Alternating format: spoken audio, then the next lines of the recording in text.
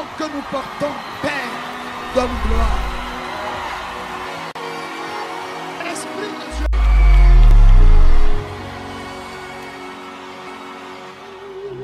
Seigneur notre Dieu, nous voulons te dire merci pour cette rencontre de ce matin. Nous voulons que toi tu croisses et que nous diminuions. Nous voulons que tu fasses de cette rencontre une rencontre de guérison, de miracles, de délivrance et de consolation dans le nom de Jésus.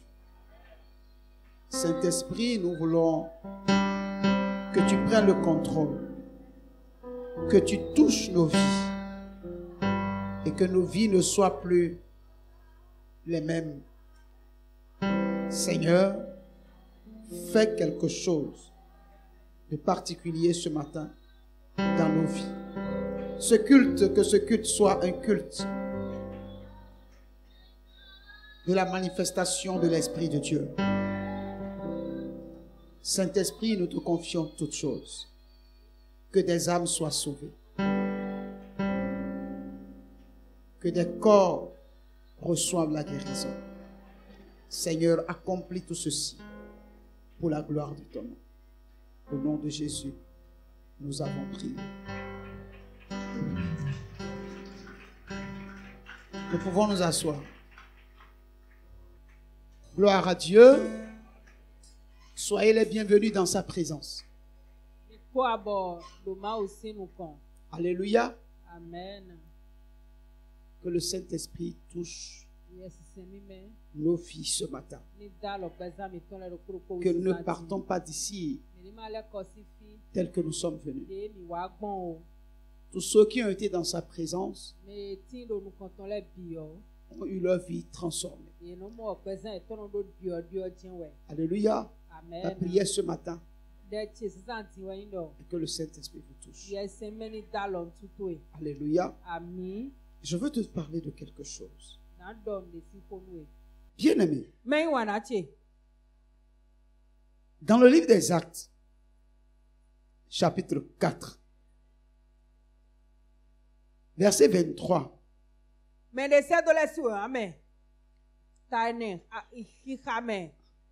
à 31. Écoutons attentivement.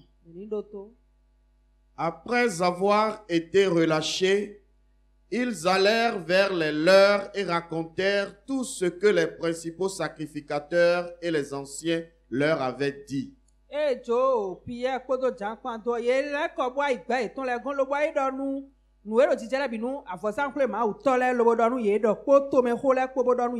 Lorsqu'ils l'eurent entendu, ils élevèrent à Dieu la voix tous ensemble et dirent: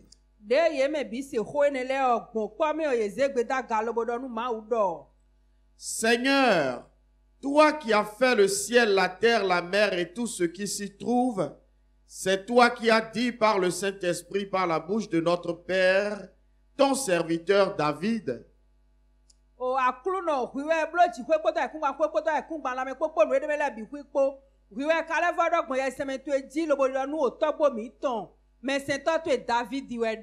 Pourquoi ce tumulte parmi les nations et ces vaines pensées parmi les peuples? Les rois de la terre se sont soulevés et les princes se sont ligués contre le Seigneur et contre son oint.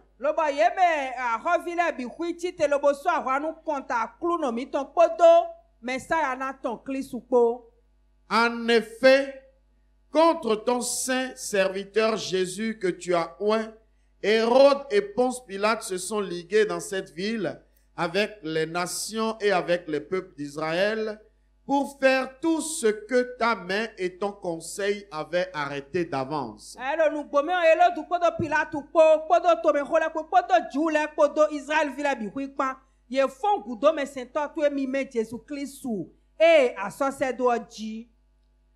Et maintenant, Seigneur, vois leurs menaces et donne à tes serviteurs d'annoncer ta parole avec une pleine assurance.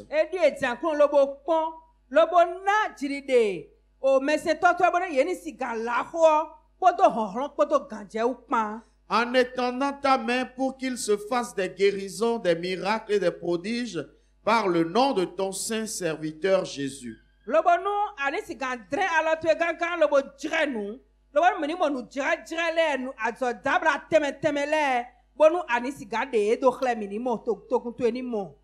Quand ils eurent prié, le lieu où ils étaient assemblés trembla, ils furent tous remplis du Saint-Esprit et ils annonçaient la parole de Dieu avec assurance.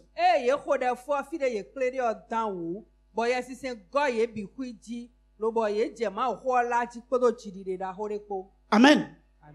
Bien-aimé, ce passage que nous venons de lire nous relate un fait. Le fait, c'est quoi? Pierre et Jean se sont retrouvés devant le conseil du Sanhédrin.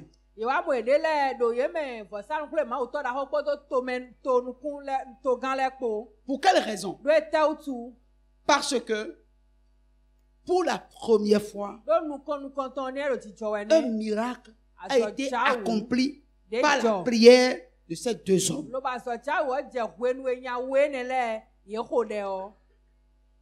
La Bible nous déclare que à l'heure de la prière, Pierre et Jean se rendaient au temple. Et pendant qu'ils y allaient, à l'entrée du temple, il y avait un paralytique qui était placé à la porte nommée la Belle.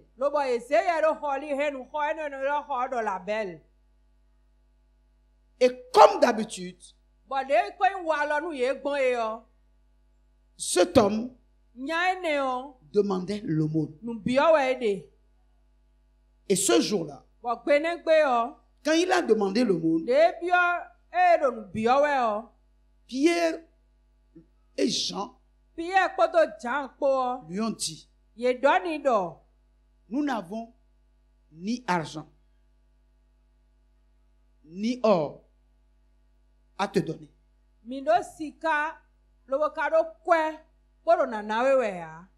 Mais ce que nous avons, nous te l'offrons. C'est que au nom du Seigneur Jésus-Christ, lève-toi et marche. Et le prenant par la main, il le fit lever. Et il s'est retrouvé sur ses pieds de manière ferme. Automatiquement, il est rentré dans le temple, accompagné de Pierre et de Jean. Et puisqu'il venait de recevoir un miracle, c'était pour la première fois de sa vie qu'il pouvait se tenir sur ses pieds. Il est rentré en sautant, en dansant. Il a semé un trouble dans le temple. Parce que tous ceux qui étaient dans le temple le connaissaient comme le paralytique qui reste à la porte la Belle, qui demande l'aumône. Mais ils n'ont pas vu seul. Ils ont vu qu'il était accompagné de Jean et de Pierre. Le peuple a compris ce qui s'était passé. Et tout le peuple s'était levé. Le culte est devenu un culte extraordinaire. Ça crie à gauche, ça crie à droite. Gloire à Dieu. Alléluia. Alors, tous ceux qui n'étaient pas habitués au temple ont été attirés par le bruit. Gloire à Dieu. À la fin du culte, ça continuait toujours. Et Pierre s'est arrêté et a dit à la foule, mais pourquoi vous nous regardez comme si c'est nous qui avons fait ce miracle? Parce que ce n'est pas tous ceux qui étaient là qui croyaient en Jésus, quand bien même ils étaient des croyants, mais tous ne croyaient pas en Jésus.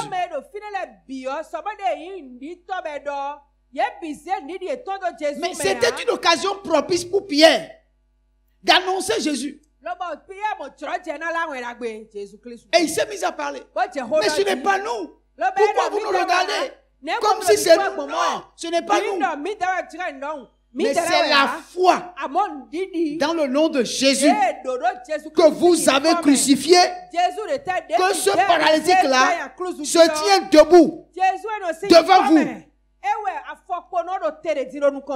Et la Bible nous dit, le jour-là, des milliers de personnes se sont converties.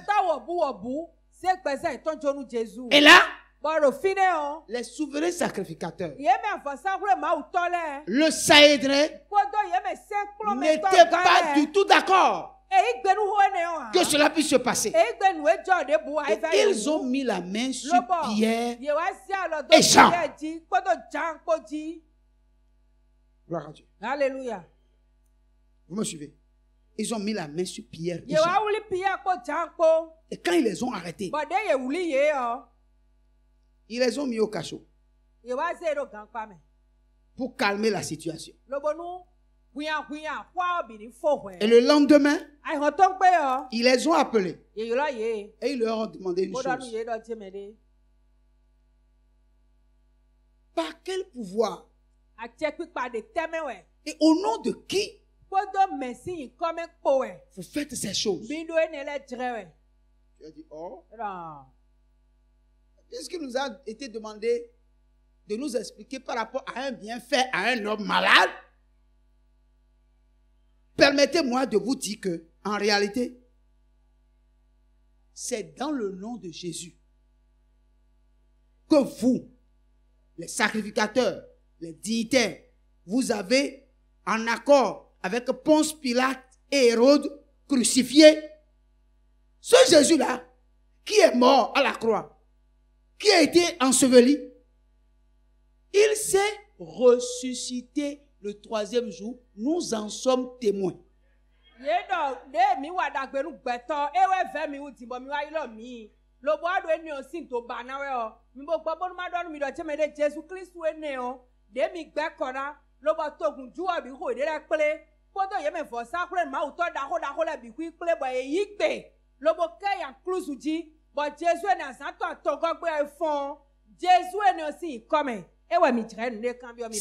la foi en son nom qui fait que ce homme paralytique-là est debout devant vous.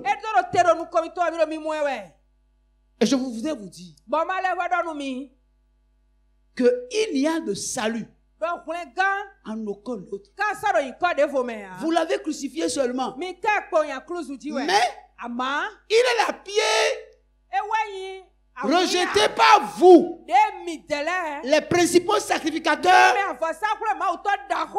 mais qui est devenu la principale de langue.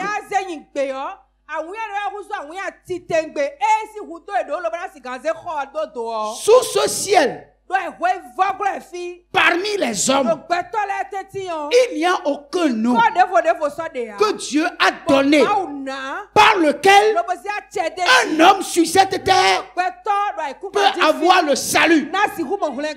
Sinon, je veux que vous le sachiez. C'est dans le nom de Jésus que le salut est aujourd'hui. En dehors de lui, vous n'êtes pas sauvés. Gloire à Dieu. Alléluia. Bien-aimés, lorsque ils ont vu que Pierre et Jean étaient des gens du peuple sans instruction, sans instruction,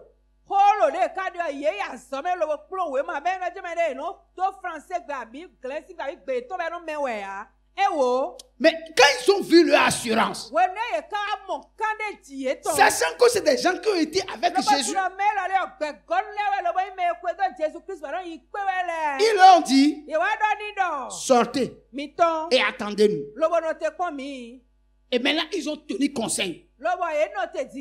Et ils ont dit, les gars, cette situation-là est compliquée, hein? Parce que celui qui a été guéri est là debout, devant nous. Il y a une preuve que quelque chose s'est passé. Bon, nous croyons que en tuant ce monsieur, on a mis fin à la chose. Mais voici que les gens qui l'ont suivi ont commencé par rééditer l'exploit de cet homme. Si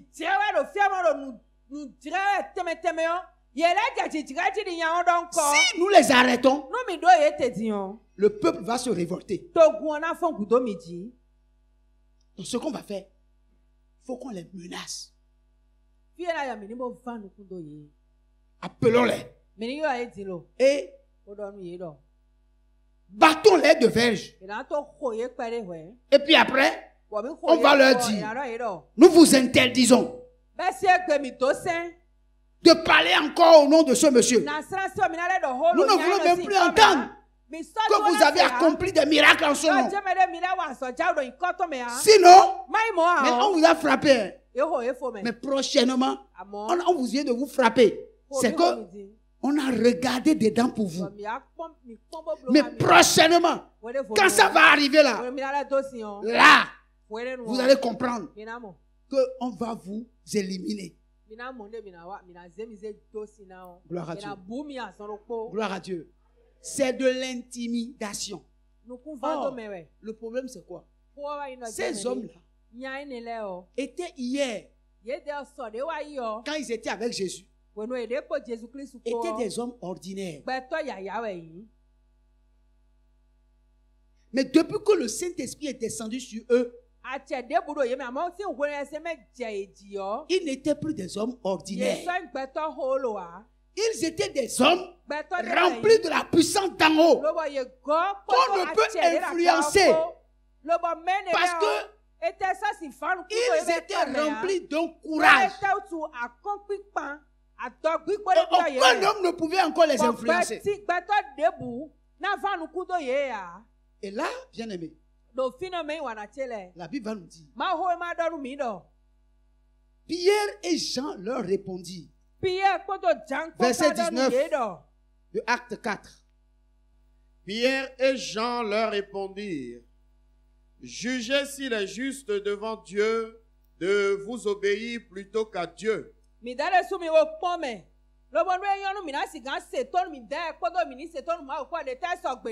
Car nous ne pouvons pas ne pas parler de ce que nous avons vu et entendu. Amen. Ils ont été directs. Ce que vous nous demandez de faire là, nous, on ne peut pas le faire. Nous le ferons. Normalement, en disant cela, on devait les enfermer encore. Mais le problème, celui qui a été guéri était là debout. Et le peuple attendait dehors. Et le peuple criait le nom. Jésus, Jésus, Jésus, Jésus. Comment ils peuvent enfermer ces gens? Et ceux-là ont dit, ne nous dites pas ça. Nous ne pouvons pas ne pas parler de ce que nous avons vu et entendu. Donc, vous ne pouvez pas nous arrêter.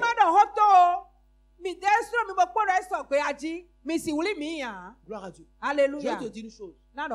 Il y a des situations dans ta vie que tu acceptes alors que tu ne devais pas accepter. Il y a des choses qui sont anormales dans ta vie en tant que chrétien. que tu acceptes. Bano igbeton. Tu juges ça normal. Tu n'as pas compris que tu dois te lever et arrêter ça. Quand ils ont quitté là, ils sont allés voir les leurs pour leur dire, voici ce que les principaux sacrificateurs nous ont dit. Et les autres ont dit quoi? On n'est pas d'accord. On ne peut pas accepter. On était ici avec Jésus. Ils se sont levés. Ils ne leur ont rien fait. Ils l'ont arrêté. Ils l'ont crucifié. On n'a rien dit. Parce que c'est la main de Dieu qui a voulu cela. Et maintenant encore. Maintenant encore. Ils veulent tomber sur nous. Sur Jésus là. C'est Dieu qui a dit. Et ça s'est passé. Mais pour nous là, Dieu n'a pas dit. Pour nous là, Dieu n'a pas dit. Dieu a dit pour Jésus. Mais pour nous là, Dieu n'a pas dit. Non. On n'est pas d'accord. Et la Bible dit, tous ensemble, n'étant pas d'accord, tous ensemble ont élevé la voix pour dire Seigneur, étends ta main sur nous pour qu'il se fasse des miracles, des prodiges, des merveilles. Nous voulons te voir faire des merveilles, des miracles. Étends ta main sur nous. Renverse les choses. Renverse la tendance. Fais-le voir. Fais-le voir. Que nous, on n'est pas Jésus. Mais nous sommes les fils de Jésus. Donc, on n'accepte pas ça. Et la Bible dit, lorsqu'ils s'étaient mis à prier ensemble et à commencer par crier, la Bible dit, le Saint-Esprit est descendu. Ils étaient remplis du Saint-Esprit. Et le lieu où ils étaient trembla. Le lieu où ils étaient trembla. Gloire à Dieu. Alléluia. Bien-aimé, si tu ne te lèves pas pour dire non à certaines choses qui se passent dans ta vie, que tu sais que ce n'est pas la volonté de Dieu, si tu ne sais pas que le Saint-Esprit est là pour changer l'ordre des choses dans ta vie, dans ton foyer, dans tes affaires, dans tes projets, si tu ne comprends pas ça et que tu ne te lèves pas pour prier, le lieu où tu es ne tremblera pas. Rien ne se passera. Ne soyons pas des chrétiens qui prient sans résultat.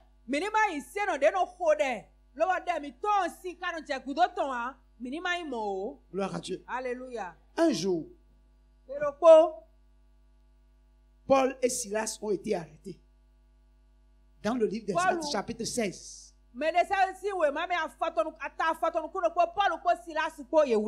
Écoutez ce que la parole de Dieu dit. Le geôlier, ayant reçu cet ordre, les jeta dans la prison intérieure et leur mit les ceps aux pieds.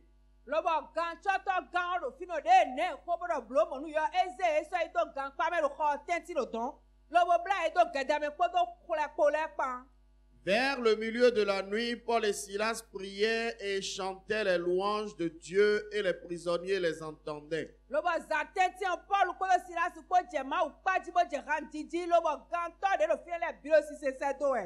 Tout à coup, il se fit un grand tremblement de terre, en sorte que les fondements de la prison furent ébranlés.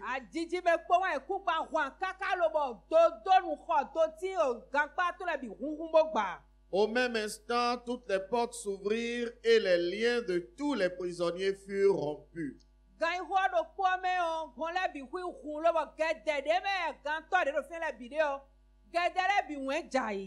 Le geôlier se réveilla et lorsqu'il vit les portes de la prison ouvertes, il tira son épée et allait se tuer pensant que les prisonniers s'étaient enfuis.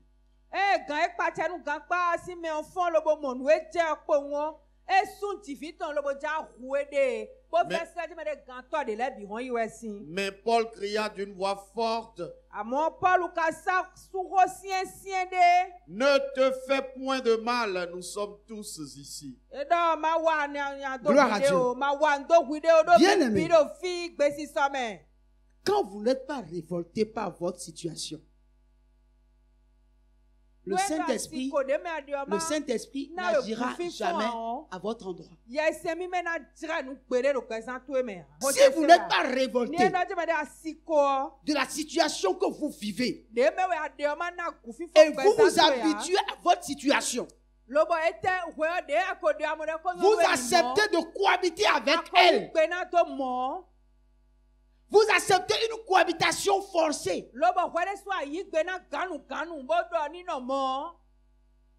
Ce n'est pas l'affaire de Dieu. Hein.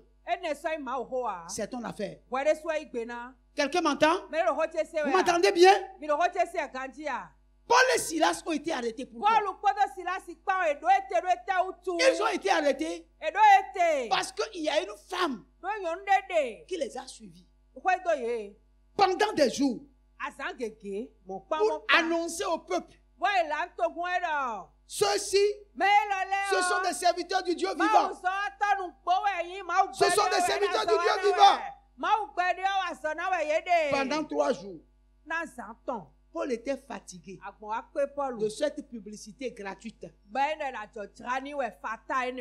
Bible nous dit que cette femme était habitée par un esprit de python. Elle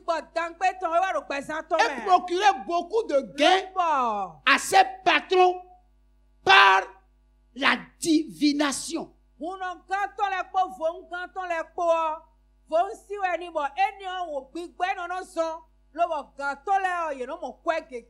voyez, c'est-à-dire, c'est une situation que Paul a supportée pendant 3 jours.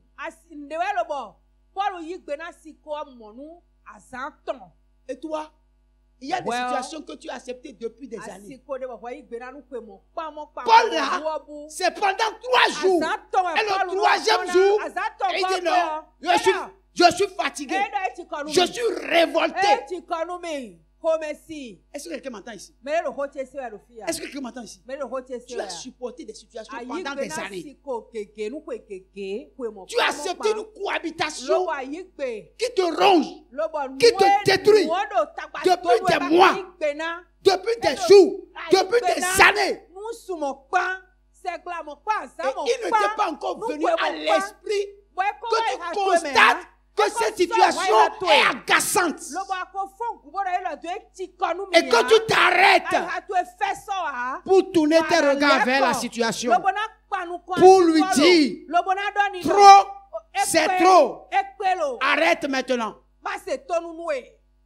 Paul s'est arrêté et dit toi esprit de python, je t'ordonne, quitte la vie de cette femme. Et automatiquement, elle s'est tue. L'esprit est parti. Et c'est fini. La dame là, elle ne pouvait plus parler de la part d'un python. Elle ne pouvait plus avoir de vision. Le gain qu'elle procurait à ses patrons a pris fin. Alors là, les gens se sont révoltés, se sont saisis d'eux et les a mis en prison. Gloire à Dieu. Quelqu'un m'entend ce matin? Quelle est la chose qui t'agace comme cette femme agaçait Paul et Silas? Pendant 3 jours. Qu'est-ce qui t'agace depuis des années? Quelle situation est en train de ronger ta vie, ton foyer, ton emploi, ta destinée, ta santé depuis des années? Sans que tu n'aies décidé de réagir. et tu acceptes une cohabitation forcée.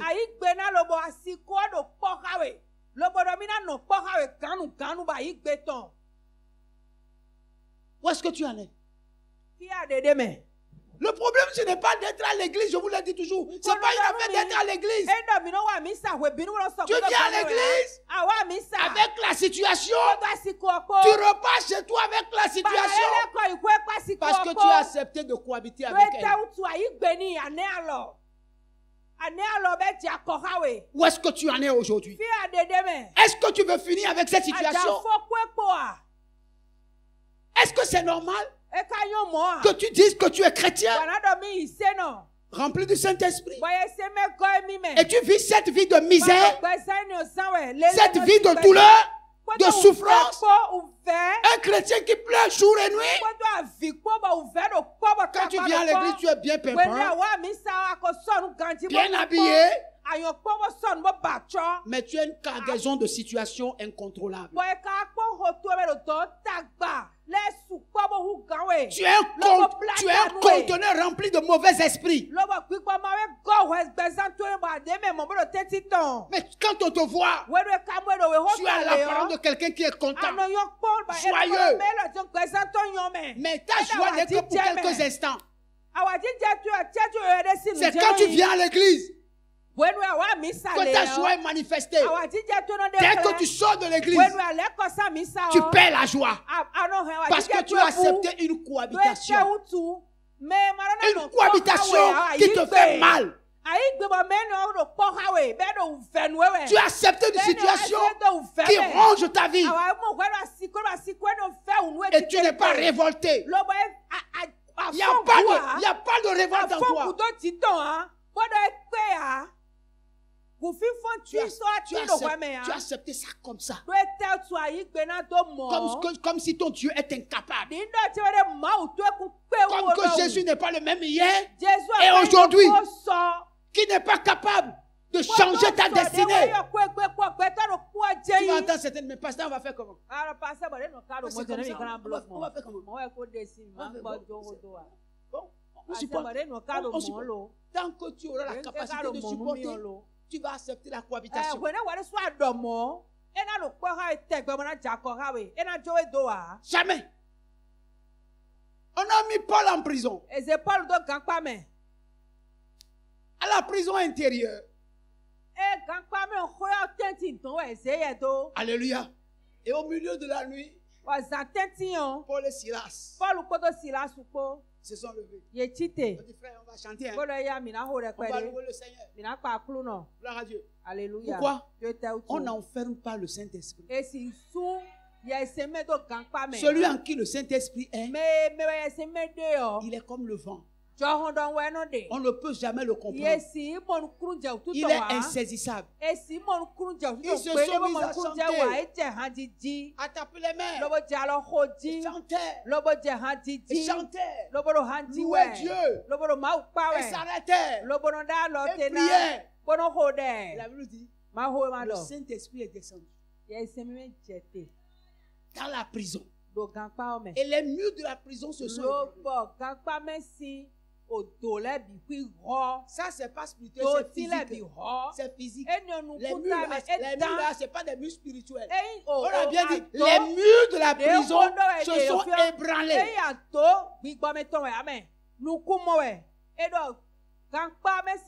Et tu vas entendre.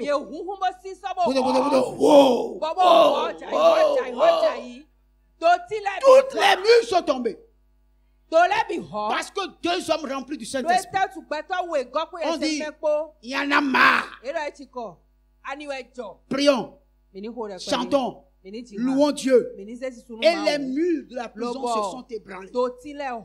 Les murs de ta prison peuvent être ébranlés ce matin. Si la révolte peut rentrer dans ta vie ce matin, les murs de ta prison peuvent être ébranlés dans le nom de Jésus.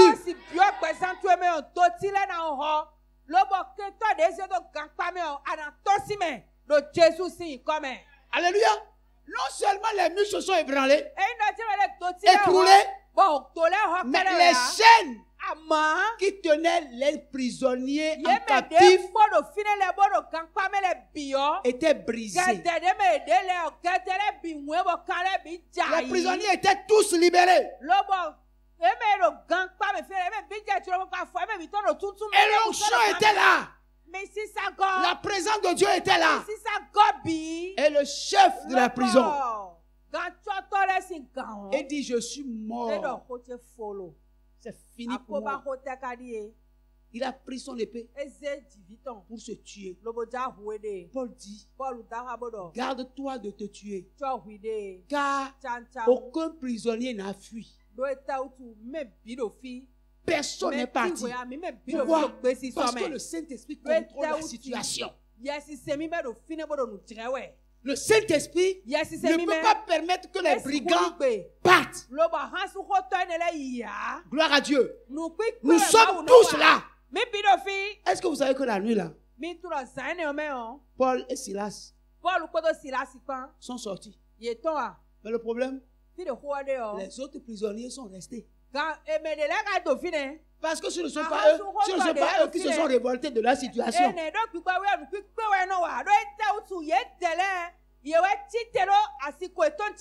Gloire à Dieu. Oui, nous allons prier tout à l'heure. Mais ce n'est pas tous ceux qui vont prier qui seront sortis de leur prison. Comprenez-moi bien. Parce que pour faire cette prière de révolte, il faut que tu y crois. Sinon, si tu ne crois pas, et que je dis de prier, que tu as prié, tu ne sortiras pas. C'est ceux qui croient qu'ils vont sortir là, et qui se sont vraiment révoltés, ce sont ceux-là qui sortiront de leur prison. Nous sommes venus ensemble. Mais Dieu ne va pas faire le miracle pour nous ensemble. Parce que nous n'irons pas au ciel. Ça se conjugue à la première personne du singulier. Il n'y a pas de nous. Qu'est-ce que tu attends de Dieu ce matin?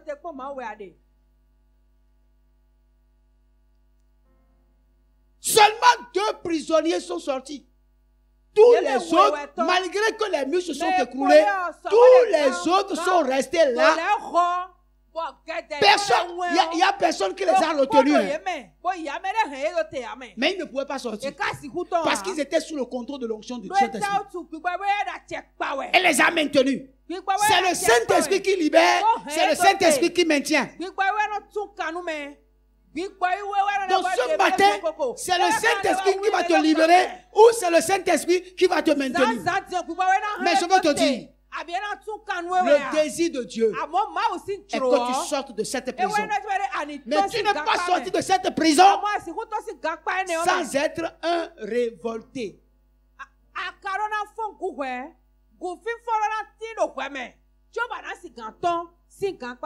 Gloire à Dieu. Alléluia. Il y a les gens qui sont ici, ce qu'on dit là. Ça ne leur dit rien. Ça ne leur dit rien. C'est ceux à qui ça dit quelque chose, c'est ceux-là qui sont concernés.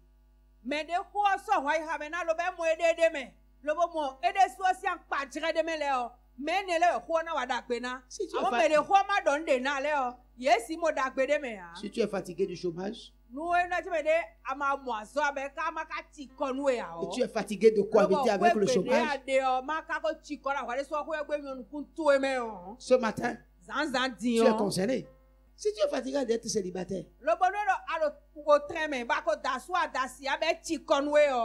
ça te concerne. Si tu es là ce matin, tu n'as pas d'enfant, tu es concerné. Si tu es là ce matin, tu as quelque maladie que ce soit dans ta vie, mais tu es concerné. Alléluia. Alléluia. Est-ce que tu es fatigué de ta situation? C'est de ça il s'agit. Il ne s'agit pas de moi ce matin. Non. Moi, je ne peux rien faire pour toi. Mais il s'agit de toi-même. Est-ce que tu es fatigué de ce que tu vis? Est-ce que tu veux t'en sortir? La seule chose qui va t'amener à t'en sortir, c'est la révolte. Je suis révolté de ce que je suis célibataire. Je suis révolté de ce que je suis sans emploi. Je suis révolté de ce que je suis sans mari. Je suis révolté de ce que je suis malade. Je suis révolté parce que.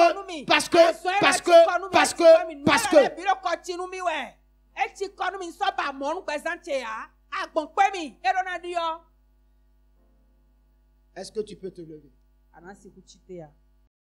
Que le Dieu de gloire étende les limites de ta demeure.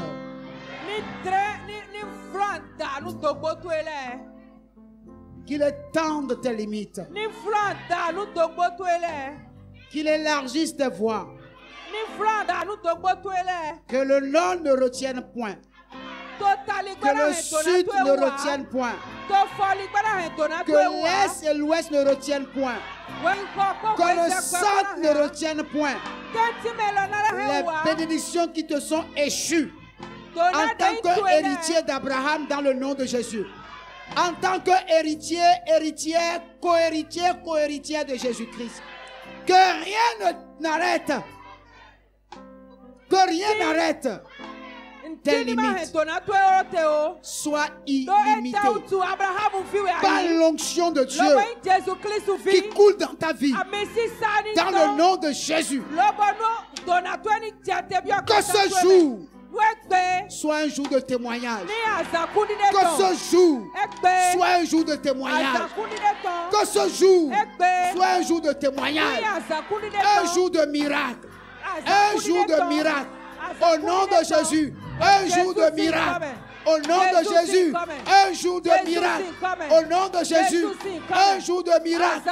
Au nom de Jésus. Un jour de miracle. Au nom de Jésus. Merci Saint-Esprit pour ta présence, pour ce que tu fais, pour ce que tu fais, pour ce que tu fais, pour ce que tu fais, pour ce que tu fais, pour ce que tu fais.